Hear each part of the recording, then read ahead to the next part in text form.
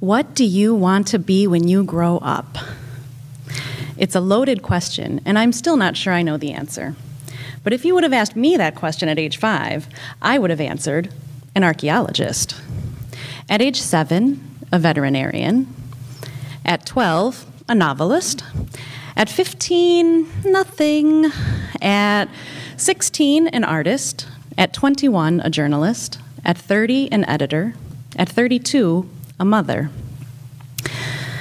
I've always been on a career path, a path that has taken many twists and turns throughout my life. On that journey, my 2 daughters have tagged along to become well-versed in the pros and cons, ins and outs, ups and downs of having a working single mother. When my older daughter was 4 years old, a class project prompted her, "What do you want to be when you grow up?" I asked her, "Annika, the world is yours. You can do anything you dream of. Don't answer right away. Just think about it. What do you want to be when you grow up?" I don't know. A princess? Princess? The world is at your feet and you want to be a princess? A princess. Princess pop culture wasn't appealing to me in my formative years. I never owned a Barbie doll and was more concerned with trying to play on the baseball team with the neighborhood boys. My own Disney exposure was limited in my youth, and by limited, I mean none. My parents never took me to a Disney flick, and I can't tell you a thing about any of the princess films, current or past. While it may seem like I missed out on a childhood rite of passage, in all honesty, even my adult self finds those movies pretty frightening on more than one level. I try to be involved with my daughter's interests, but even Annika and I had a failed attempt at watching Sleeping Beauty Disney style for the first time together after the dramatic close-up of the shiny, sharpened knife that is intended to kill Princess Aurora. Annika matter-of-factly announced, "Mom, this is scary. It's not an Annika movie."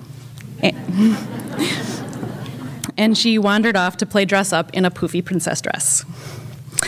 And yet, with her own minimal pop culture exposure, she still manages to be a princess fanatic with a closet of the frilliest, pinkest dresses ever sewn. I made a conscious decision to skip over those classic and current fairy tales in our nightly reading rituals, mostly because, as a single mom, there may be a day when my children have a step-parent and I really don't want to start out an already complex step relationship with the common storybook adjective, evil.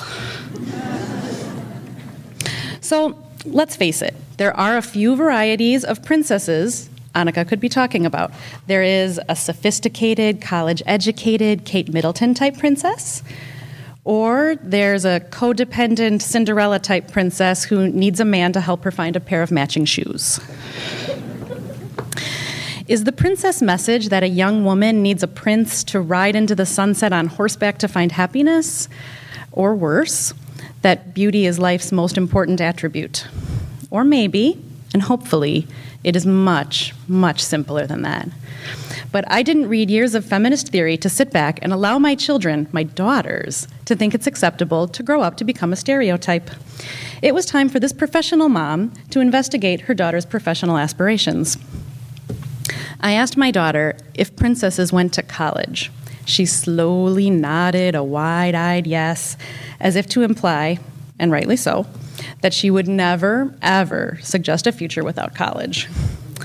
Whether a princess by birth or a princess by marriage, I think it's fair to assume most modern-day princesses are expected to attend college, so I guess it's a starting point.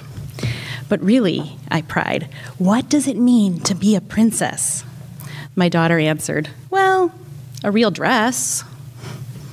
Your dress is real, you can touch it, so it's real, right? Shoes. Shoes. It's definitely shoes, she said. After a lifetime of exposure to the negative connotations of princess, maybe I was the one who had the wrong idea. Maybe this independent feminist mother could encourage, even accept, a sliver of princess culture. Eventually, I started to come around. I found her professional goals easier to get behind, even if it means we tweak her royal dreams of being a fancy dress-wearing princess into a real goal of being a fashion designer who creates those dresses. Through that conversation, I learned I will always support my daughter, even if I don't necessarily understand her choice, although it's easier now when her fantasies don't involve any mention of princes, horses, or sunsets. But as I've never been the princess type, I was still hoping for some more definitive answers. Annika quickly tired of this line of questioning, overloaded with conversation. She took a deep breath and said, "Mom, all I really want is to be taller." And a princess. Like you.